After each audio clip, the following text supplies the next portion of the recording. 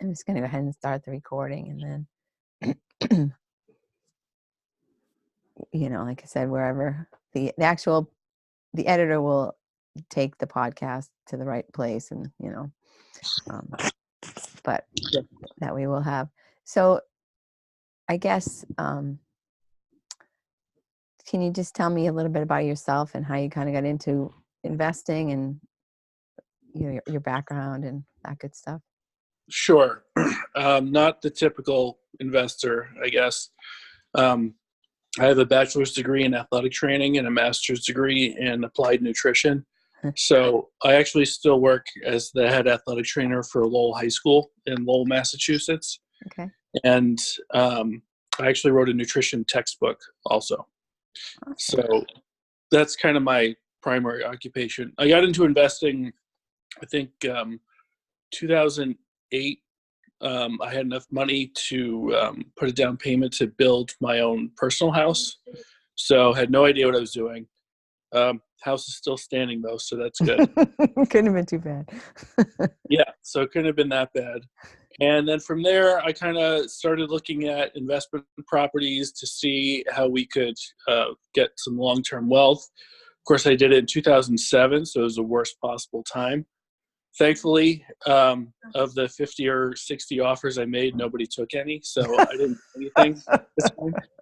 So I kind of lucked out a little bit. Actually, I saw recently several properties I put offers on at the time ended up, I gave them kind of lowball offers for what I thought the properties were worth, and they ended up selling them for even less than that. So I kind of lucked out there. Yeah. So in 2015, I started to really get involved with investing. I joined Fortune Builders, which is a education company to learn how to invest in real estate.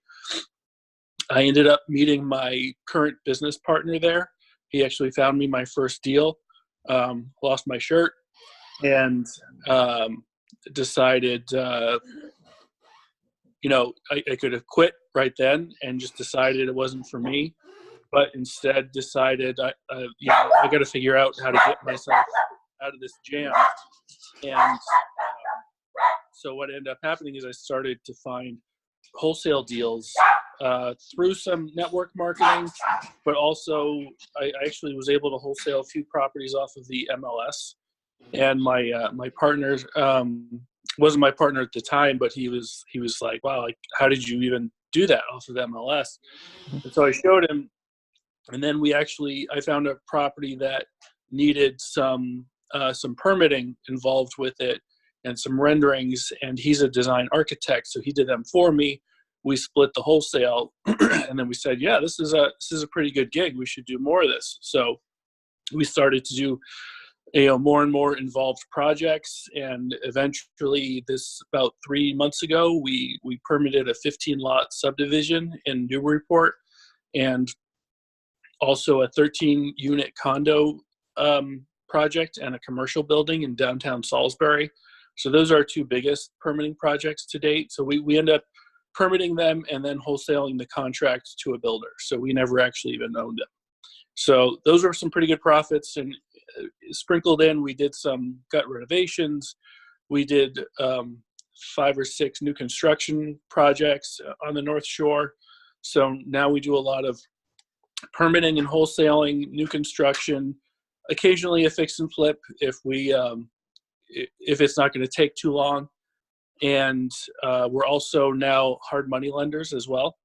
And we also do real estate investor consulting. So we have a consulting company that we help newer investors get funding, pick finishes, design projects, things like that. Wow, that's interesting. And it sounds like the secret is persistence, right? Just kind of keep trying it, keep doing it until you get it right. Yeah, I mean, there's definitely a learning curve. I mean, certainly we're successful now, but we weren't always like that. Now, what do you think, where that wasn't in your background, or was it? Is there some like relative or some reason that you thought that real estate investing would be the way to go as far as building wealth? No, actually the opposite. My father was a bank examiner for the comptroller of the currency for 30 years. So he and his circle of coworkers are about as conservative with money as you can be. And I know because I've asked them to be private lenders in the past, and they're just like, yeah, I really like my 6% annuity, and it's guaranteed, and this is what I get every year. And I'm just like, well, I can pay you like in second position 12, 15%. And they were just like, no, I don't really want to. So I'm kind of the opposite of what everybody, friends and family still now, they either think I'm not actually doing anything, or they think what I'm doing is some kind of fantasy. Just a hobby, right? Yeah. Yeah, that's it. Now, are you handy? Have you done any of the work yourself on any of these flips Not or even a anything? little bit. Yeah. No, I can hang pictures on a wall like you wouldn't believe. But beyond that, I'm an awful carpenter. And I wouldn't even try. Well, I shouldn't say that. I can hang lights too. So I'm doing that. Yeah, don't sell yourself short, Yeah. Other than that, I like to pay the professionals. Yeah. But so did you get lucky when you chose people, as far as, because I feel like you have to know a little something in order to supervise people? Or did you just get lucky and you got great professionals right out of the gate? No, I've fired at least a dozen contractors, general contractors, for lack of work. And that's why I lost my shirt on my first deal, because I took way too long to fire him. He was previously a friend of mine.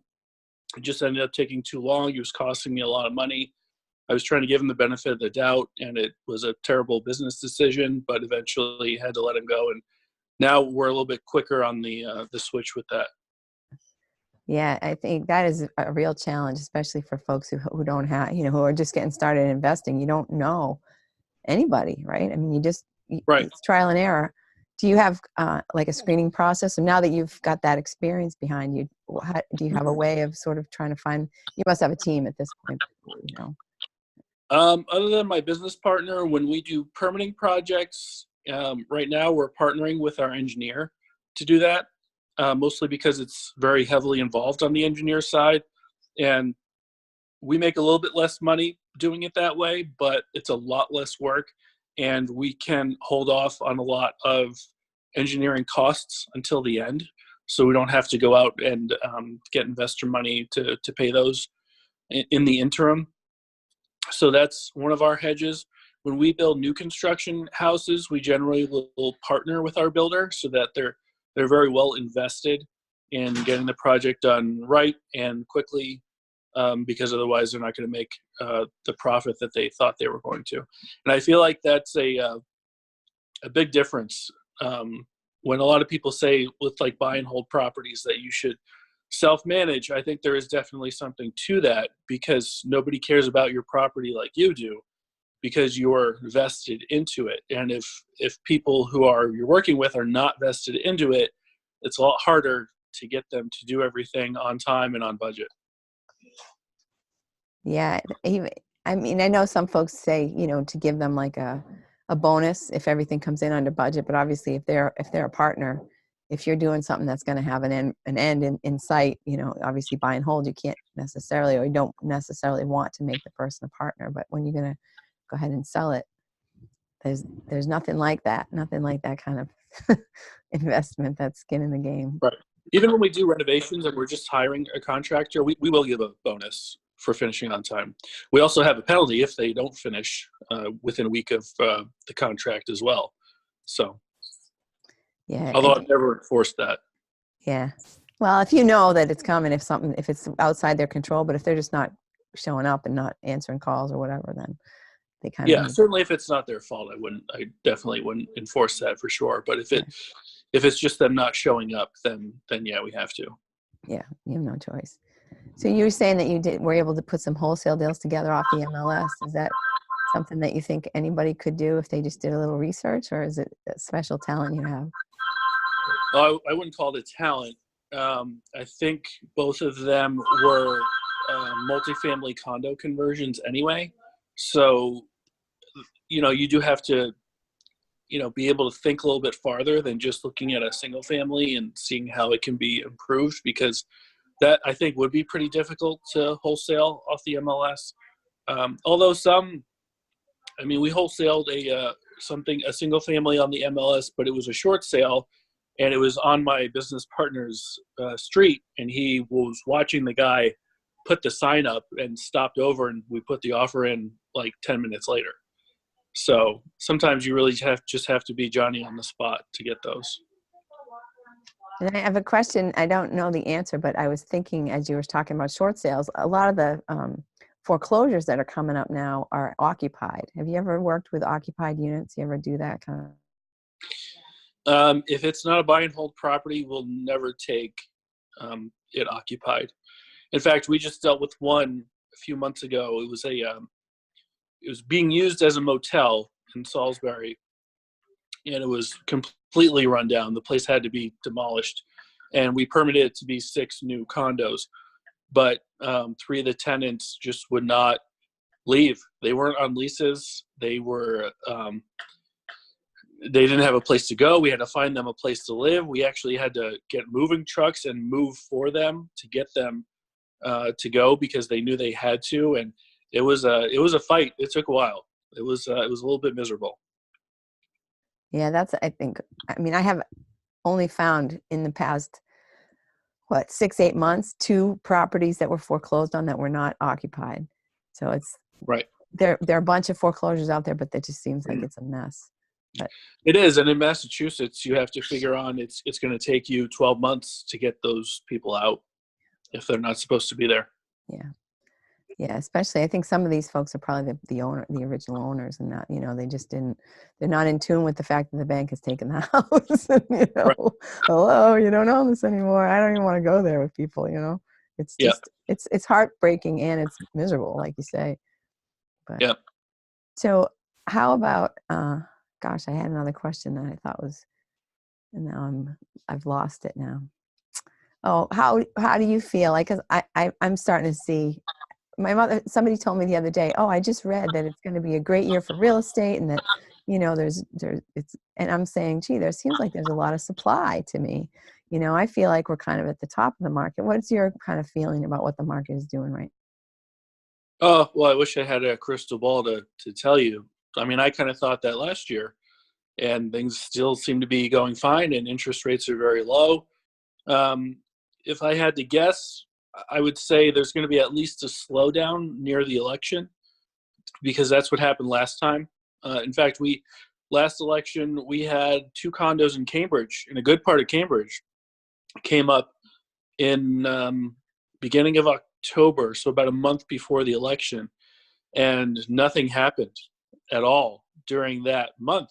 And then the week after the election, we had 8 offers on one of the properties.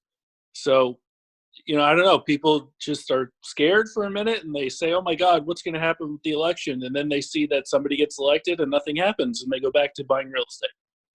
It's weird, huh? Yeah. Right now, they're probably just all wrapped up in the reality TV show that is the United States political system. Certainly is. Yeah. Sorry, I'm muting my thing in between because I have electricians working on the house, and I keep hearing, like, I don't know if you can hear it, like drilling noises and screwing noises. No. And like that. No. Okay, good. And maybe I'll leave it unmuted, but I just didn't want that on the tape. But so I'm thinking about, as far as helping new people who are thinking about getting started. I know you do consulting. I don't want you to give away any of your secrets, but any absolute things that people, like the first thing or the most important thing, or anything you think that would be helpful. Well, this might be a little bit of tough love, but if you're considering getting into investing and doing it for real, if you can't handle a $50,000 loss and keep going, don't bother, because that will happen. Yeah, that can happen very easily. Yeah. So I think a lot of like the HGTV and even the commercials for education systems tell you how you don't need any of your own money, and this is going to be great, and it's super easy. It's tough. It can be a lot of work. And if you're not prepared to be able to take a loss and keep going, then it's not for you. Well, and it's emotionally prepared as well as financially prepared, right? Right, exactly. Yeah. That's it. You're thinking, Handle that.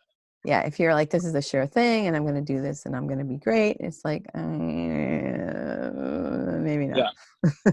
Yeah. Only a very small percentage of people, because I run a real estate meetup and I go to several real estate meetups, and there's a, very small core contingent group that always shows up and everybody else is new.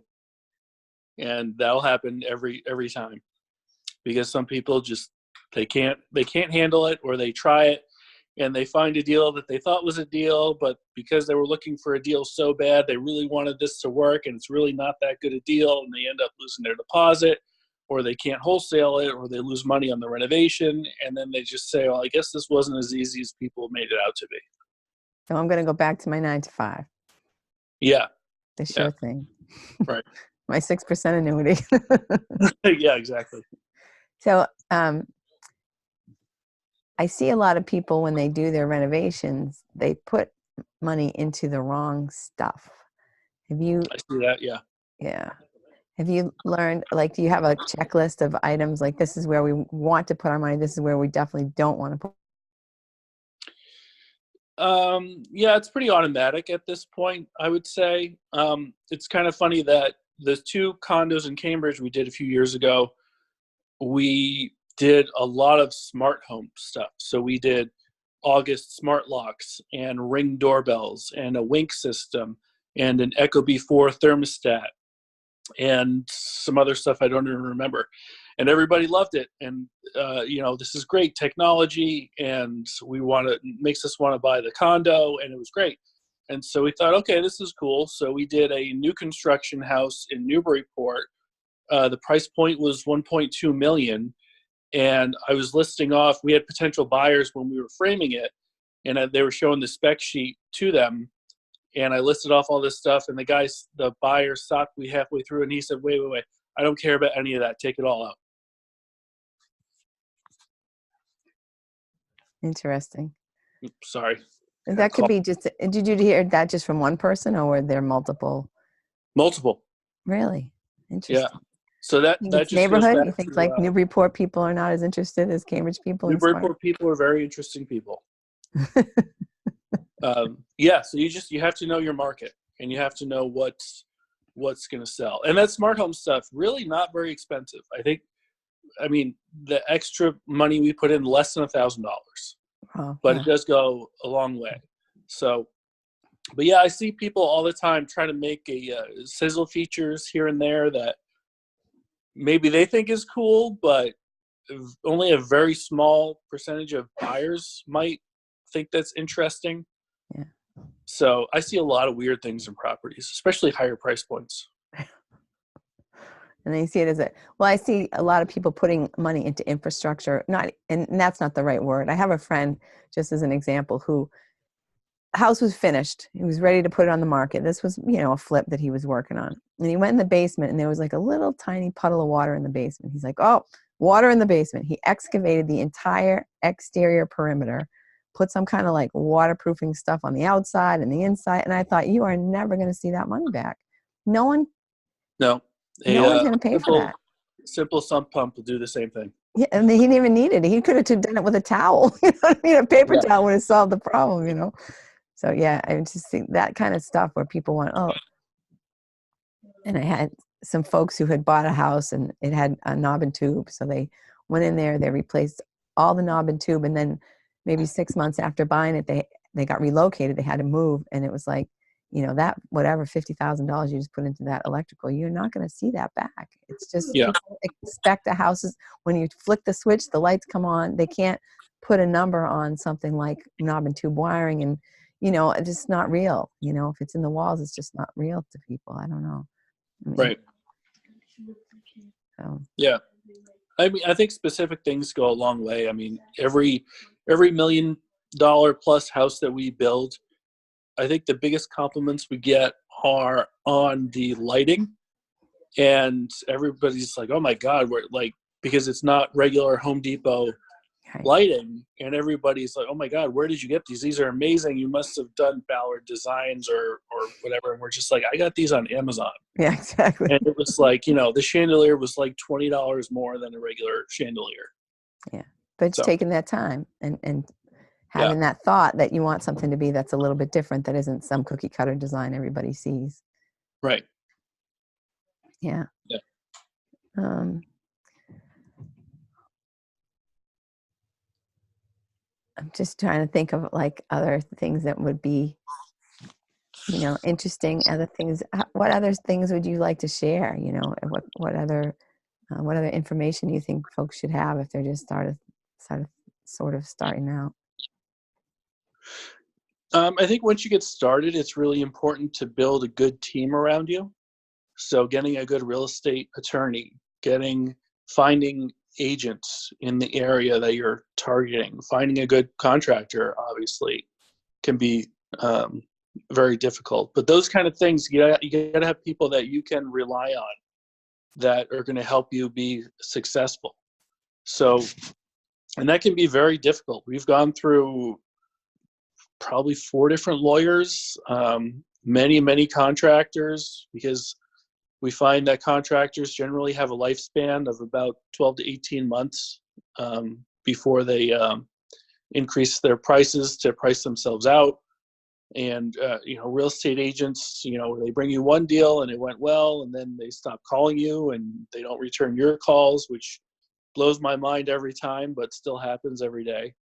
So, that's the really difficult part is you have to try to build a good team around yourself and realize that even when you do that, it's still your team and not everybody is always going to want to be on that team. Yeah, that's true. Now, how about, where do you get your information? Do you read? Do you listen to podcasts? Where do you when you want to learn something new, how do you go about that?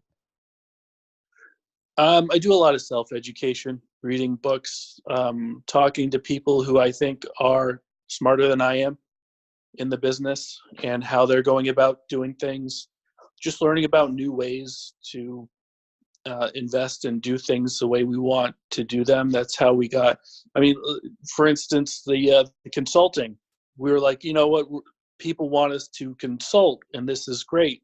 And we had a property that they wanted us to consult on and they couldn't find funding. So we helped them get second position funding. And our lender said, well, if it's not your project, I really want you to watch it a lot more closely. So we said, okay, well, if we're going to lend you our investors' money, we need to consult on the project. And we did, and it went well. And then we found another project that all went fine. And they said, you know what, we can't find a first position lender. So I went and go find a first position lender to help fund the project. And we did that a couple times, and we just said, you know what, why are we giving this away? Let's just be the lender. So we just started a hard money lending company. And so everything just kind of evolved out of necessity, I think. Yeah, and I think that's often the way it happens. You don't Yeah, set out and say, I'm going to become a hard money lender. right. Maybe you do if So you already have a ton of money. we've got several projects that we found it, we wholesaled it, so we got a wholesale fee. We lent on it in first and second position, so we got origination fees. We got, and then we got a consulting fee at the end too. Nice. And how about property management? No, thank you. Yeah, I know. No, I am not interested in dealing with tenants. That is a lot of work and a lot of paperwork that I don't want to do. Yeah. And we have buy and holds, but we have property management companies in place that take care of that. And there are some guys who are really, really good at property management. They have a lot of systems in place so that it's pretty automatic for them, and that's great. And I'll probably use them. Yeah. But that's not my area of expertise. And we try to essentially find deals and kind of put them in order of how much time, effort, money it's going to take and what the reward is going to be at the end. And that's a lot to calculate when you're thinking about return on investment. It's not just dollars. It's a lot more than that. Yeah. So we try to focus on what is going to be the biggest return on our time and money investment, and we try to hammer those deals as best we can. Yeah. What do you think is the best book you've ever read about real estate or about financial, creating a financial cash flow for yourself or whatever? I think the first one I read was Rich Dad Poor Dad, Robert Kiyosaki. Yeah. I think that initially, it's funny that if I remember, I read it like 15 years ago, and if I remember right, it's actually mostly about tax liens, which you can't even really do in Massachusetts. Yeah. But it at least started the conversation about, hey, real estate is a good investment to make. And I think not long after that, I think I saw a Facebook post about of the top, I'm going to get this wrong, the top 100 billionaires in the world. The vast majority got there through real estate investment. Yeah. Yeah. Rich Dad Poor Dad is not, I don't think it talks about tax liens. If it does, not very much. It's more about figuring out like the difference between good debt and bad debt. That's what I like about it. Like think about this a different way. You know what I mean? You think that your house is an asset. It's not an asset unless it's paying you money. That's what an asset is. A liability is something that you take money out of your pocket every month. So it's just a different way for people to think about, money and. Right. And I have friends that try to ask me about real estate and then they take a step back because at some point I'm going to say something that they think is too risky in their eyes. And to me, putting your money in a CD and not using the equity in your house is too much of a risk for me, because you have all this money just sitting around that could be making money and you're just kind of letting it sit there and rotting. I mean, essentially, if you have your money making under like 4% somewhere after taxes and inflation, you're essentially breaking even, or if not losing money. If you're lucky, yeah. Right. So, I mean, I have several friends that put their money in 18-month CDs at 1.25%, and I just want to lose my mind at them and just say, what are you doing with your money? And I have other people who are like, I mean, we leverage everything. We leverage a HELOC on our house. We leverage our current 401ks because you can do that for free. Essentially, you pay interest, but it's interest back into your 401k, so it's essentially free money. A HELOC on your house that is at less than 4% right now. So that is a lot of money that we can leverage to make a lot more money. And I just think it's nuts not to put that to work. Absolutely nuts. It's hard though. It's hard making people understand that, Right. I mean, yeah. And I've had that conversation with people and say, you're nuts not to do that. And people are just like, well, that's a big risk. I'll be borrowing from my 401k. What if I lose it? And I'm like, yeah, it'd be terrible. Maybe you should leave it in like people did in 2008 and they did lose it. Yeah. I know. The idea that things are, I don't know, this job, I've got this guaranteed job. I've got this guaranteed money. I've got this, insured thing. No, you don't, you have, I don't know, but it's a tough sell because people have been, for whatever reason, programmed to think that they can, I don't know. Right. And I mean, I can tell, I have investor meetings all the time with people who are interested in putting their money to work. And I'll know within the first 5 minutes whether they're going to or not. And I try not to waste my time as much as possible doing that. But you'll know immediately if people are willing to do it. And if they're not, and if they're even a little bit risk averse about it, then you're not going to convince them. Yeah. And even if you do, and it takes a lot of effort to do that, they're going to be calling you every single day to make sure that you're not losing their money. And that's just not worth the effort either. Yeah. Do you do any kind of diversification? You have any stocks or anything like that? A little bit, very little bit. Of course, my father, being a bank examiner, has all his money there. And so he gives me some tips and everything. But I just think, like my 401k for a long time was making like 4.25% or something. And I had it in the specific fund that is like, okay, you're gonna retire in 2030 or 2040, and so this is the fund you put it in, so that it's conservative now, or it's more risky now, but it gets more conservative as you get closer to retirement. And I was like, well, it's getting like 4.25% right now. Let's Yeah, go. you're screwed. What are we doing? You're not retiring anytime soon without. Right. And luckily I have, my wife and I have enough in our 401ks that we could borrow against it, or even convert it to solo Ks and buy a couple properties with it now. And in 30 years, well, I'm going to have a lot more money than if I just left it in there. Even if I was getting, people tell you, I think the average return in the stock market since the crash is about 10%, depending on who you ask. And it's okay. But if I put it into properties, I'm going to make more like 30. So I'd rather do that. Exactly. So you have like a self-directed IRA, or you just did a loan against your 401k? We did a loan against both of our 401ks, which is coming up. I have to pay back pretty soon. And once we do that, then we're going to convert them to buy property with. And it sounds like you and your wife are on the same page on this. Did you have any trouble convincing her that this was a good plan? No, I'm a lucky guy. I went to a weekend Fortune Builders seminar, and we hadn't really talked. We had talked about investing a little bit before that, and we were into it. And I went with my mother, and I just called my wife afterwards, and I said, look, I got this program. It's going to show me how to invest. We're going to do this. We're going to do that, blah, blah, blah. It's going to be $25,000. And she said, okay, let's do it.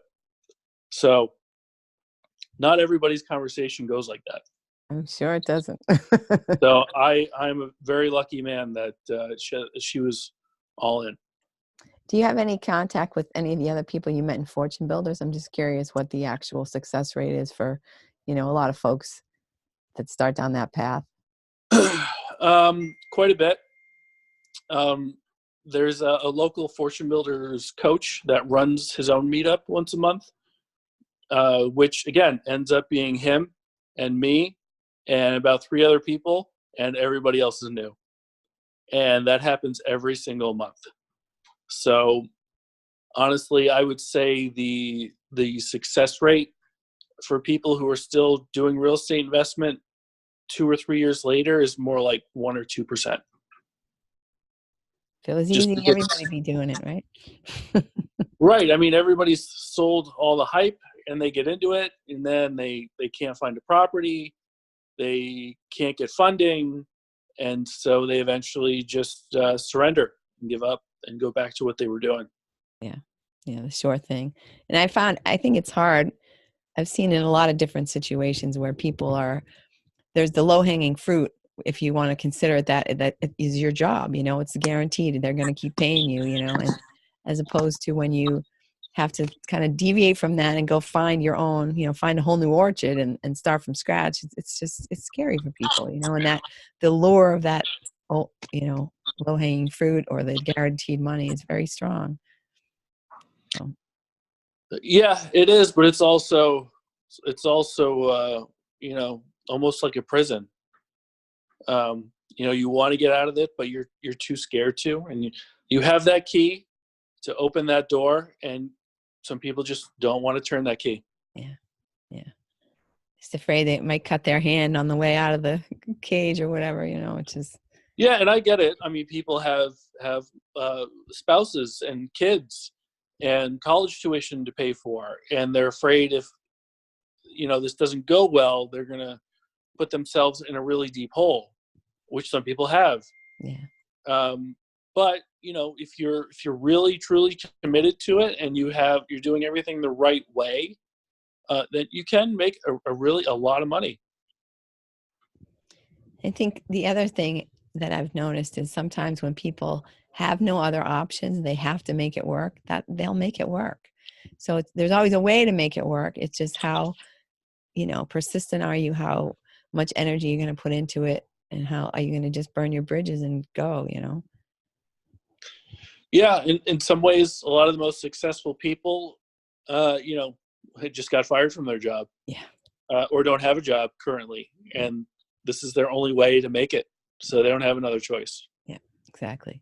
I'm doing it. So it's a That's lot it. harder for those people to give up, a $75,000 a year salary to go out and maybe make some money in real estate. Yeah.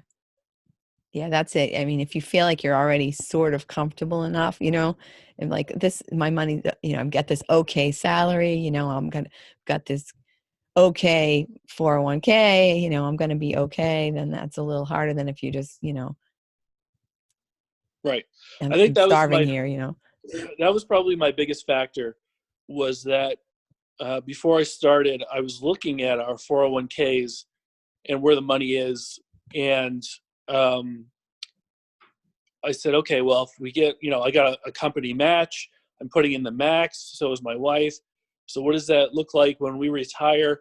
What is our, how much income are we going to have on a monthly basis from that when we retire? And I think it was like $4,500 a month or something like that.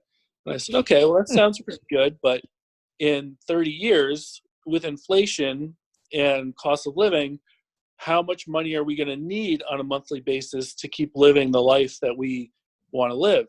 And that number came out to like $10,000 a month. Oops. And that made me think, well, geez, I got to do something else here. Yeah. And I This think isn't it's gonna that work. second step that people don't take. Right. And maybe not everybody has done that calculation like I did, because it didn't dawn on me until I did that, Yeah. that it was not only a good idea, but necessary for me to take that step to have the life that we, want to live. And now we're a lot better off. We have, we have a short-term rental on a beach that we use every now and then, and actually cash flows as well. We're renovating our house. We're actually permitting a site near my house, and if it goes well, I'm going to keep one to build my next house. So, I couldn't have done any of that before based on the income we were getting. Well, and I think it sounds like you've got your long-term vision, and that's what, again, I think a lot of people are missing. You know what you want your life to look like. I want to have a house on a beach. Okay, well, I'm going to go buy one now and make sure that it can pay for itself. Oh, I want, this particular type of house. I want this particular lifestyle. And knowing that that's what you want in the future, you can work backwards and say, okay, what do I need to do today to make that happen? Right. Yeah. Good job. So Any far. parting words, anything else that you want to share with folks who are sort of, dabbling and thinking about being in your position, fantasizing about being in your position? The number one thing would be to network. Go to networking meetings. So like I said, we run a networking meeting. It's called the Recap Investment Group, so Real Estate Capital. It's on we meet at the Doubletree Hotel in Danvers once a month. And that there's a lot of networking that goes on. There's a lot of team building. We have a lot of good vendors, like agents and attorneys and stagers, people that you would want to meet and learn from. There's a lot of deals that show up. We do a lot of deal making at these events. So that is how you really can get yourself out there. Even if you're not currently looking for a deal, just to educate yourself. That is the single best thing you can do, is network with as many people as possible. Yeah. Hear the conversations that are going on, hear the kind of questions people ask. Right. Absolutely. Yep. Now, do you have a website, or how would folks, if folks want to hire you to consult with them or learn from you? We have a bunch of websites. So our main company is Downeast Building and Development. So it's www.downeastbuildinganddevelopment.com. Our consulting website is downeastconsultants.com. And our hard money company is Downeast Private Lending. So that is downeastprivatelending.com. Okay. And that is real easy, especially for people who are new looking for funding. We do proof of funds letters. There's actually a tab on the website that says get my pre-approval, that you can fill that out. If you have a deal, just give some simple information on yourself and the subject property, and we can get you terms within 24 hours or so. Excellent. Excellent. So I'll put links to all those websites on my website, which is getyourfillpodcast.com. And thank you, Damon, so much for sharing your knowledge with us today. And Well, thank you for having me. yeah, I'll send you a link when everything's live. It'll probably be about 3 weeks. Okay. All right. Thanks so much. Have Awesome. an awesome day. Hope You I too. meet you soon in person. I hope so too. Come to the group. Thanks. I will stop by. What day of the week did you say it was? We are the 4th Tuesday of the month. 4th Tuesday. Okay, good. So it's coming up then. It's tomorrow? Well, this past month we So had there a are 5 meeting Tuesdays this because of a venue change. But you can reach us on Facebook, the Recap Investment Group. Okay, so great. you can join that. I will do that right now. Good. Thanks, Damon. Have a great day. Take Bye. care. Bye-bye.